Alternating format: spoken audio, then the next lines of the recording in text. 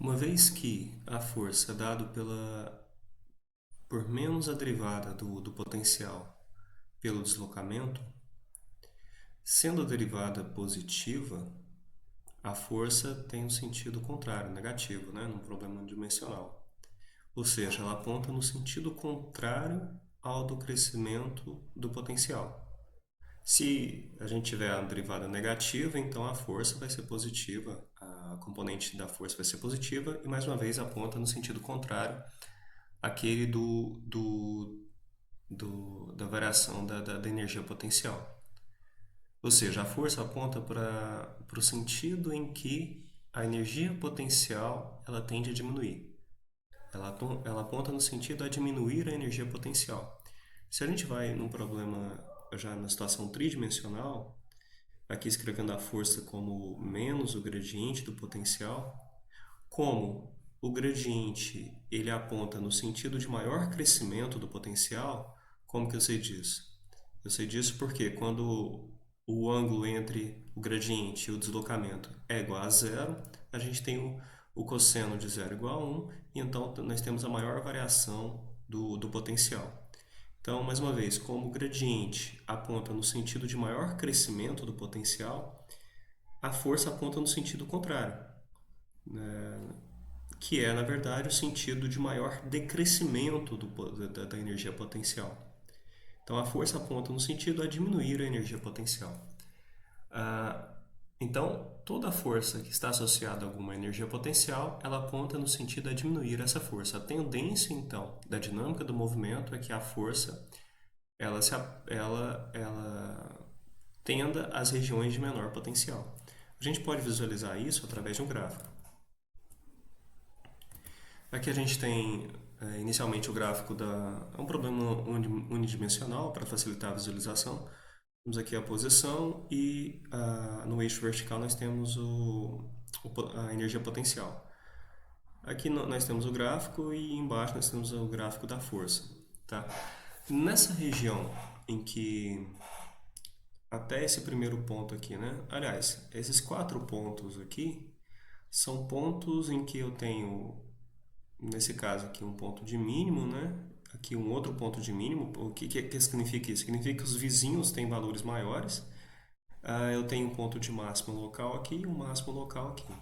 Esses quatro pontos eles são caracterizados por serem pontos em que a taxa de crescimento da, da energia potencial é igual a zero, né?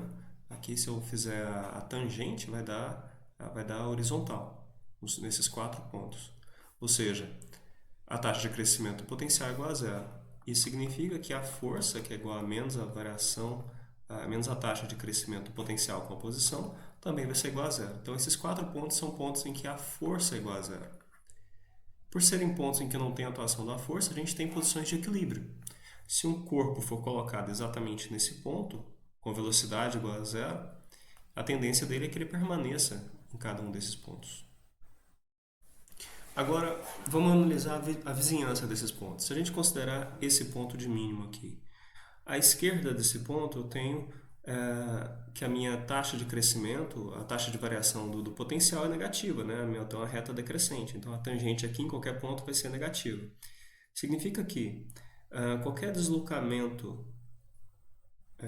que eu tenha para a esquerda, aqui para a esquerda, vamos dizer que o corpo ocupa esse ponto aqui, como a taxa de crescimento do potencial é negativa, então a força vai ser positiva, né? Então ele vai sofrer a atuação da força para a direita. Então ele vai sofrer a atuação da força que é restauradora para o sentido do ponto de onde ela foi tirada. Se eu considero agora um ponto aqui do lado direito, a taxa de crescimento do potencial é positiva, né? Eu tenho uma tangente positiva aqui. Isso significa já que ela sendo positiva, a força vai ser negativa. Então eu vou ter uma força contrária a esse deslocamento. Mais uma vez, a força restauradora. O que isso significa? Significa que esse ponto, qualquer deslocamento que ele sofra aqui dessa posição de equilíbrio, a tendência dele é que ele retorne. Vai sofrer a atuação de uma força no sentido de retorná-lo a essa posição. Ele pode até não parar nesse ponto. Vamos dizer que se ele tiver energia suficiente, se ele tiver uma energia cinética, né, ele vai ficar oscilando em torno desse ponto, como acontece no, no sistema massa móvel. Ele fica oscilando em torno da posição de equilíbrio. Mas essa característica é importante porque esse ponto, então, no final das contas, ele é o que a gente pode dizer que um equilíbrio estável. A tendência dele, quando ele é retirado por uma distância pequena desse ponto de equilíbrio, é retornar a esse ponto de equilíbrio e ficar oscilando ali em torno. Tá? Então, é um equilíbrio estável. Se a gente já olha para esses pontos aqui de máximo, então essa é uma característica dos pontos de mínimo do potencial. Se a gente já olha para os pontos de máximo, vamos dizer que eu tenho um deslocamento aqui para a esquerda, né? Aqui a taxa de crescimento do potencial é positiva, e por ser positiva, então a força vai ser negativa. A força sendo negativa, então a tendência dela é se afastar. Ele vai sofrer uma força, uma aceleração de maneira que ele tende a se afastar da posição de equilíbrio. E a mesma coisa vai acontecer do lado direito. A taxa de crescimento é negativa e, por ser negativa, a força é positiva, o que significa que a força vai ser, mais uma vez, se afastando do ponto de equilíbrio. Então, a gente tem um ponto de equilíbrio instável, porque o corpo pode estar nesse ponto, qualquer pequeno afastamento que ele tiver, pequeno deslocamento que ele tenha com relação a esse ponto, ele já vai sofrer uma força que vai tendê-lo a se afastar cada vez mais. Se a gente olha, a gente pode visualizar esse comportamento pelo gráfico da força mesmo. Então, esse aqui é o gráfico do potencial, esse aqui é o gráfico do negativo da derivada do potencial. Né? Se a gente notar aqui os pontos extremos, né, que são os mínimos locais e os máximos locais, eles correspondem a pontos em que a força é igual a zero, porque a taxa de variação do potencial é igual a zero. E nos pontos de mínimo, a gente tem que anteriormente ao ponto de equilíbrio, eu tenho uma força restauradora positiva e depois eu tenho uma força restauradora que tem um valor negativo para cá. E é o mesmo comportamento eu vou ver no outro ponto de mínimo aqui. Então é a força restauradora no sentido de devolver a partícula para o ponto de equilíbrio. Enquanto que nos pontos de equilíbrio instável o comportamento já é o contrário. Então, o que a gente pode tirar de muito importante daqui é que uma força conservativa, ela tende a levar o sistema às regiões de menor energia potencial.